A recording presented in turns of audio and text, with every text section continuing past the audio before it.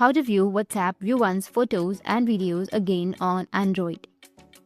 So if you want to view WhatsApp View Once photos and videos again on your Android, then what you need to do is first you need to open up your WhatsApp and then go with the chat where you have your View Once photo. Now, if you try to open that photo, tap on OK and then open it. And as you can see that it disappears, right? You won't be able to view it again. But there's a trick. What you can do is just simply go back and then go with the top right, which has that 3 dots, and then go with settings. Under settings, you need to go with storage and data.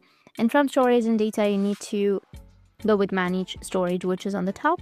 And then under storage details, you need to go with search and then search for the person from where you received your View Once photos. So tap on that person. Here you need to go with the filter icon, which will be on the top.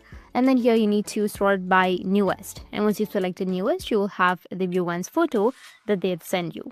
This method uses WhatsApp's own data management system, which hasn't caught up yet with how View Once media is meant to disappear. This trick is currently working on Android devices only, and there's a good chance WhatsApp will patch it soon. So use it when it lasts. That's it, and if you have any questions, feel free to comment below. Thanks for watching.